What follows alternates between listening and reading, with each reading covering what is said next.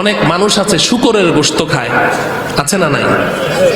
যেই মানুষগুলো শূকরের গোশত খায়, আমি ওদের এক পণ্ডিতের একটা লেখা পড়েছি, পত্রিকায় ছেপেছে, উপসম্পাদকীয়র মধ্যে লিখেছে যে মুসলমানদের নবীর যুগে যেই শূকর ছিল ওই শূকরগুলো হারাম ছিল, বর্তমান দুনিয়াতে যেই শূকর আছে এগুলো হারাম না। নাউজুবিল্লাহ পড়বেন না। এটা হলো তাদের দাবি। দলিল কি? দলিল হলো যে মুসলমানদের নবীর যুগে যেই শূকর ছিল ওই শূকর আর বর্তমান যুগের শূকর এক না। পার্থক্য কি?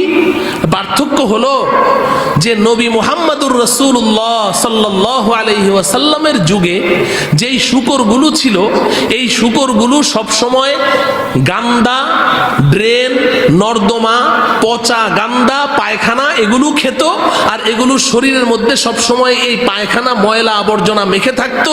এই পচা গান্দা এই শূকরগুলোকে নবী মুহাম্মদুর রাসূলুল্লাহ দেখেছেন, ওনার কাছে ঘৃণা লেগেছে, এই কারণে শূকরের গোশত উনি হারাম ঘোষণা করেছেন। আরে বর্তমান দুনিয়াতে শূকরকে যেভাবে উন্নত সিস্টেমে, হাইজিনিক সিস্টেমে, উন্নত ফার্মে, পরিচ্ছন্ন পরিবেশে লালন পালন করা হয়, প্রত্যেক দিন শ্যাম্পু দিয়ে গোসল দেয়া হয়, এত সুন্দর পরিবেশের, সুস্থ এবং এই পরিচ্ছন্ন পরিবেশের শূকরগুলো যদি নবী মুহাম্মদুর রাসূলুল্লাহ দেখতেন তাইলে শূকরের গোশতকে হালাল ঘোষণা করতেন। নাউজুবিল্লাহ পড়বেন না।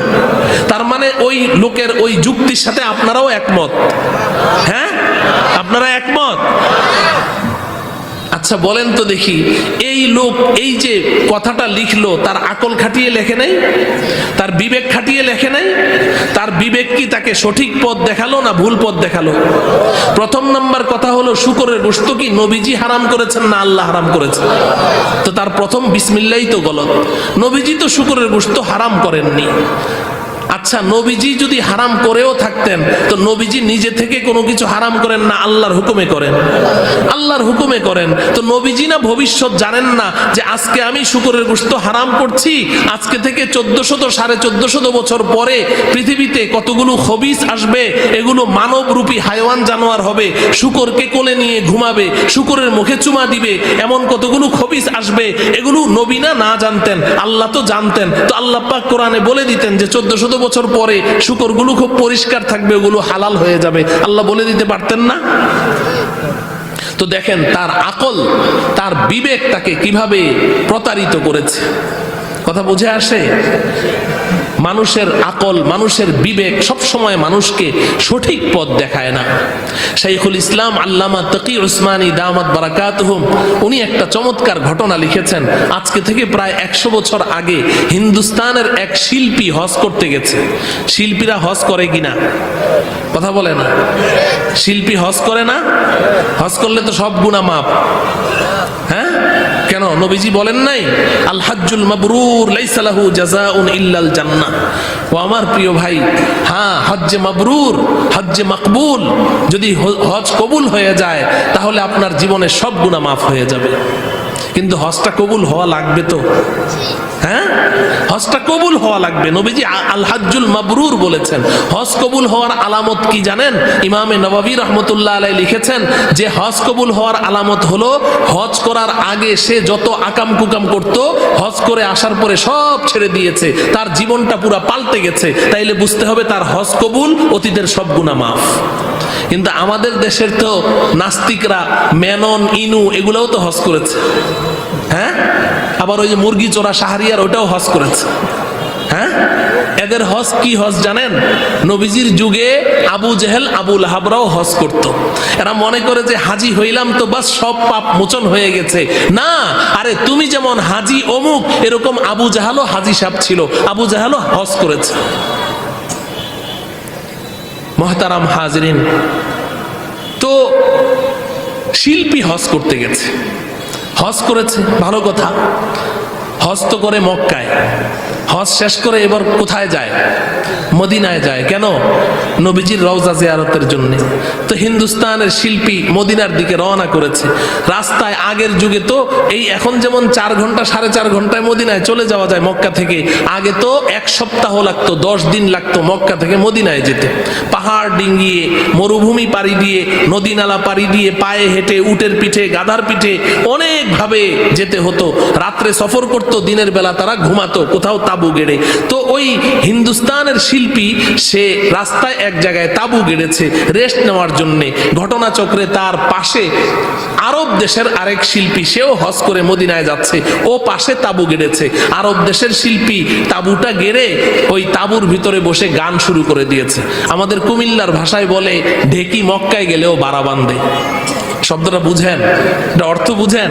মানে যার যেটা শব্দ, যার যেটা স্বভাব অভ্যাস, ওটা যেই জায়গায় যায় ওই জায়গায় মাথা চারা দেয়। ঠিক না বেঠি?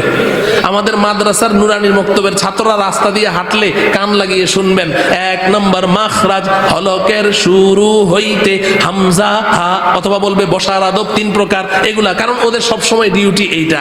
আর যারা শিল্পী সাহেব, ওনারা মসজিদে গেলেও দেখবেন নামাজ আর 5 মিনিট বাকি, তো বসে বসে গুনগুনিয়ে গান গায়। স্বভাব, মাথা চারা দেয়। তো হাজি শিল্পী, হাজি সাহেব তো ওই আরব দেশের শিল্পী পাশের তাবুতে বসে গুনগুনিয়ে গান গায়, আরবি ভাষায় গান গায়। ঘটনাচক্রে তার গলাটা ছিল একেবারেই বিশ্রী, কোনো সুর একদম সুন্দর না, বুড়া বকরির গলার চেয়েও আরো বিশ্রী। এখন ও যখন গান গায়, পাশে যে হিন্দুস্তানি শিল্পী বসে আছে, সে মনোযোগ সহকারে আরবি শিল্পীর আরব দেশের গান শুনে সে সুবহানাল্লাহ বলে চিৎকার দিয়ে উঠেছে। তার শাগরিদরা সবাই বলে, উস্তাদ ব্যাপারটা কি, আপনি সুবহানাল্লাহ বললেন, ঘটনা তো বুঝলাম না। কয়, আরে বেটা, সারাটা জীবন আমি একটা প্রশ্ন কত আলেম ওলামাদেরকে করেছি, আলেম ওলামারা কোরআন দিয়ে বুঝায়, হাদিস দিয়ে বুঝায়, কিন্তু আমার মনোপুত হয় নাই। আজকে আমি ওই প্রশ্নের জবাব পেয়ে গেছি। কয়, উস্তাদ কার কাছে জবাব পাইলেন? এখানে তো কোনো মুফতি মুহাদ্দিস দেখি না। কয় যে ওই যে পাশের এই তাবু থেকে আওয়াজ শুনছিস? বলে, হ্যাঁ উস্তাদ শুনি। শুধু ওটাকে গানের আওয়াজ বুঝতে পারছিস? বলে, হ্যাঁ ওটা তো আরব দেশের শিল্পী গাইছে। কয়, আওয়াজটা কেমন? কয়, উস্তাদ একেবারেই ফাটাবাস। কয়, এই এখান থেকে আমি জবাব পেয়ে গেছি। কয়, কি জবাব পাইলেন উস্তাদ? কয়, আমি সারা জীবন কত আলেমদেরকে জিজ্ঞাসা করলাম, নবীজি গান কেন হারাম করেছেন, নবীজি গান কেন হারাম করলেন, এত সুন্দর জিনিস কেন হারাম করলেন? আলেমরা কোরআনের আয়াত দিয়ে বুঝায়, হাদিস দিয়ে বুঝায়, আমার মন মতো হয় না। আজকে আমি কারণ পেয়ে গেছি। আরে নবীজি তো আরব দেশের এই সমস্ত ফাটাবাস আর বুড়া বকরির গলার আওয়াজের গান শুনেছে, নবীজির কাছে গান পছন্দ হয় নাই, হারাম ঘোষণা করেছেন। আমার মতো হিন্দুস্তানি শিল্পীর একটা সুরেলা কণ্ঠের একটা টান যদি নবীজি শুনতেন, গানকে হালাল ঘোষণা করতেন। নাউজুবিল্লাহ পড়বেন না? আমি এটা শাইখুল ইসলাম আল্লামা তকি উসমানীর কিতাব পড়ে বলছি, কোনো কল্প কাহিনী বলছি না। আপনি বলেন, এই শিল্পীর এই যুক্তির সাথে আপনি কি একমত? হ্যাঁ, গান নবীজি হারাম করেছেন না আল্লাহ পাক হারাম করেছেন? আল্লাহ পাক হারাম করেছেন।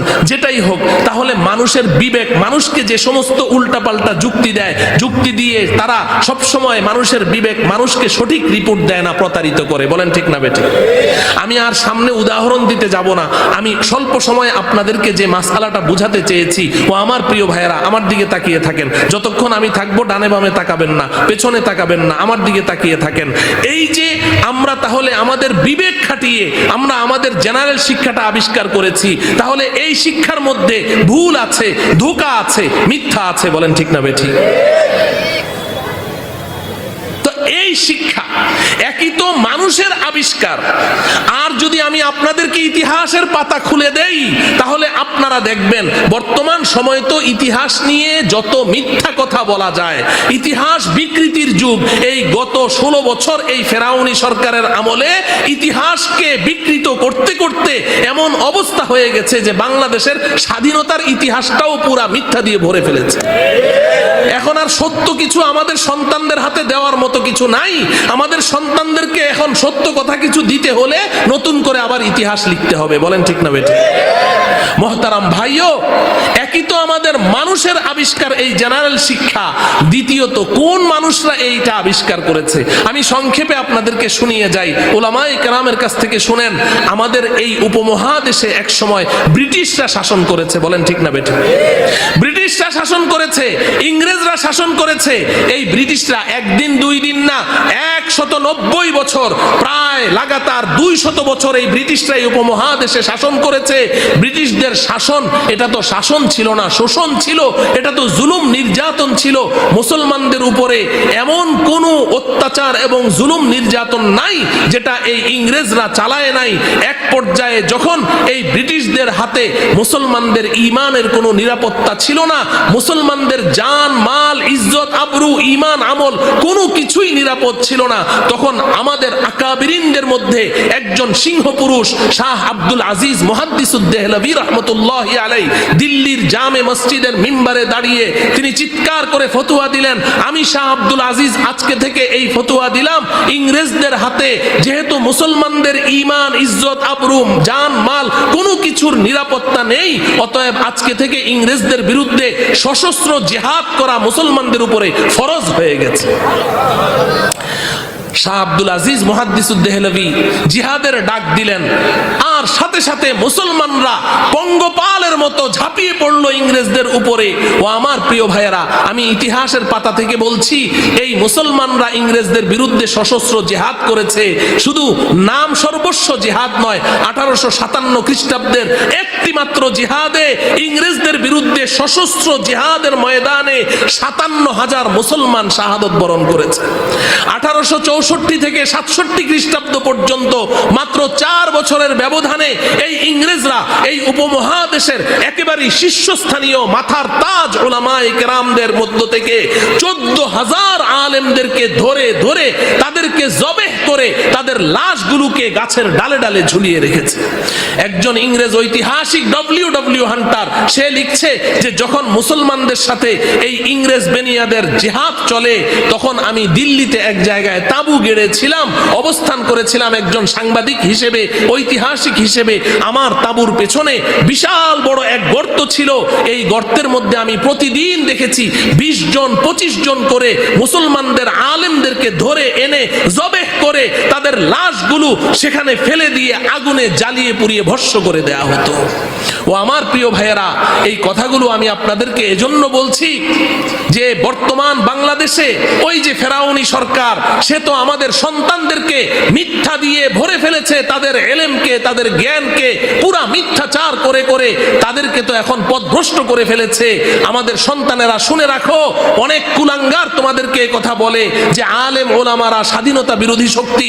আমি ওই কুলাঙ্গার ওই মূর্খ অর্বাচীনদেরকে বলে দিতে চাই, আমাদের ওই আকাবির উলামায়ে কেরামের নেতৃত্বে সেই কাসেম নানুতুবি রহমতুল্লাহি আলাইহি, হযরত হাজী ইমদাদুল্লাহ মুহাজির মক্কি রহমতুল্লাহি আলাইহি, রশিদ আহমদ গঙ্গুহি রহমতুল্লাহি আলাইহি, আর এর আগে হাফেজ জামেন শহীদ রহমতুল্লাহি আলাইহি, শাহ ইসমাইল শহীদ রহমতুল্লাহি আলাইহি, শাইখুল হিন্দ মাহমুদ হাসান দেওবন্দি রহমতুল্লাহি আলাইহি, এবং তার কলিজার টুকরা আওলাদে রাসূল সৈয়দ হুসাইন আহমদ মদনী রহমতুল্লাহি আলাইহি, তারা সশস্ত্র জিহাদে নেতৃত্ব দিয়েছেন, সেনা প্রধান ছিলেন, সেনাবাহিনী সেই নেতৃত্ব দিয়ে সশস্ত্র যুদ্ধে মুক্তিযুদ্ধ পরিচালনা করে ওই ব্রিটিশদেরকে এই ভারত উপমহাদেশ থেকে বিতাড়িত করেছে। যদি আমাদের আকাবির উলামায়ে কেরাম ওই ব্রিটিশদেরকে এই উপমহাদেশ থেকে বিতাড়িত না করত, তাহলে এই ব্রিটিশরা কখনো ভারত স্বাধীনতার মুখ দেখত না, পাকিস্তান স্বাধীনতার মুখ দেখত না, বাংলাদেশ নামে একটা স্বাধীন রাষ্ট্র আমরা পেতাম না। বাংলাদেশের মুসলমান আজও ব্রিটিশদের পা ধুয়ে পানি খাওয়া ছাড়া কোনো উপায় ছিল না। এই ব্রিটিশদেরকে আমাদের আকাবিরিনরা তারা তাদের রক্ত দিয়ে এই ব্রিটিশদেরকে এই উপমহাদেশ থেকে বিতাড়িত করেছে। ও আমার প্রিয় ভাইয়েরা, এই ব্রিটিশরা যখন পরাজিত হয়, যখন এই উপমহাদেশ ছেড়ে চলে যায়, তাদের বিস্ময়ের কোনো শেষ নেই, আশ্চর্যের কোনো শেষ নেই। ব্যাপারটা কি? সমস্ত অস্ত্র আমাদের হাতে, যুদ্ধাস্ত্র, সমরাস্ত্র, আধুনিক বিজ্ঞান প্রযুক্তি সব আমাদের হাতে। এই ভারতীয়দের হাতে, হিন্দুস্তানিদের হাতে তো কোনো অস্ত্র নেই, ওরা তো নিরস্ত্র। আমরা কেন এদের হাতে পরাজিত হলাম? পরাজয়ের কারণ কি? অনুসন্ধান করার জন্য তদন্ত কমিটি গঠন করেছে। তদন্ত কমিটি তদন্তের রিপোর্ট পেশ করেছে। ও রানী এলিজাবেথের দলেরা, তোমরা এই হিন্দুস্তানের জনগণের বাহুবলের কাছে পরাজিত হওনি, হিন্দুস্তানের এই জনগণের অস্ত্রের কাছে পরাজিত হওনি, তোমরা এই হিন্দুস্তানের ইমানদার মুসলমান মুসলমানদের ঈমানি শক্তির কাছে পরাজিত হয়েছে। এই রিপোর্ট যখন ব্রিটিশদের হাতে গেল, তো এই ব্রিটিশরা তারা চিন্তা করলো যে আমরা তো চলেই যাচ্ছি, পরাস্ত হয়েছি, এখানে আর থাকতে পারবো না, তো যাওয়ার সময় আমাদেরকে একটা মরণ কামড় দিয়ে গেছে। কি দিয়ে গেছে? কথা বলেন, কি দিয়ে গেছে? হাদিয়া, হাদিয়া, উপহার দিয়ে যায় না, তো যাওয়ার সময় আমাদেরকে একটা মরণ কামড় দিয়ে গেছে। আপনি বলবেন যে মরণ কামড় কাকে বলে? হিন্দিতে বলে হাম তো ডুবে হ্যাঁ সনম তুঝকো লেকে ডুবেঙ্গে। বন্ধু, আমি ডুবছি, একা ডুববো না, তোকে নিয়েই ডুববো। এই ব্রিটিশরা যখন চলে যায় তখন আমাদেরকে এই মরণ কামড় দিয়ে গেছে, এই হিন্দুস্তানের মুসলমানেরা, ইমানদার মুসলমানেরা, তোদের ইমানি শক্তির কাছে আমরা পরাস্ত হয়েছি, ঠিক আছে যা, আমরাও তোদের ইমানের কিভাবে 12টা বাজাতে হয়, তোদের ইমানদার মুসলিম সন্তানদের কিভাবে বেঈমান বানাতে হয়, এই কৌশল নামের অপকৌশল, এটাও আমরা এখানে ব্যবস্থা করে রেখে এই বিষ এখানে ছড়িয়ে দিয়েই আমরা এখান থেকে যাব। ফলশ্রুতিতে এই ব্রিটিশরা আমাদের মাঝে কতগুলো মুনাফিককে রেখে গেছে, কতগুলো মুনাফিককে রেখে গেছে আমাদের ঈমান ধ্বংস করার জন্য। আমি ওদের ব্যাপারে আলোচনা করা আমার উদ্দেশ্য নয়, তবে আপনারা একটা মুনাফিককে আপনারা চিনেন, ওই মুনাফিকের নাম হলো মির্জা গোলাম আহমদ কাদিয়ানি। নাম শুনেছেন? মির্জা গোলাম আহমদ কাদিয়ানি কি দাবি করেছে? জোরে বলেন। নবী দাবি করেছে। বলেন, এই মির্জা গোলাম আহমদ কাদিয়ানিকে নবী বানাইলো কে? আল্লাহ বানিয়েছেন? কে? এই ব্রিটিশরা, ইংরেজরা মির্জা গোলাম আহমদ কাদিয়ানিকে নবী বানিয়েছে। মুসলমানদের নবী ইংরেজরা বানায় কি জন্য? ইমানি শক্তি বাড়ানোর জন্য না ইমানের 12টা বাজানোর জন্য? ইমানের 12টা বাজানোর জন্য। মির্জা গোলাম আহমদ কাদিয়ানি যখন নাকি নবুয়ত দাবি করলো, পয়সা ছিটাইলেই তো কিছু মানুষ ইমান বিক্রি করে দেয়। আপনারা তো জানেন না, আমরা সফর করি, বাংলাদেশের একদম প্রত্যন্ত অঞ্চলে যান, আপনারা একেবারে সীমান্ত এলাকায় যান, ওখানে 3-4 হাজার টাকার বিনিময়ে মানুষ ইমান বিক্রি করছে। কাদিয়ানীদের কাছে ইমান বিক্রি করছে, খ্রিস্টানদের কাছে ইমান বিক্রি করছে, বাহাইদের কাছে ইমান বিক্রি করছে।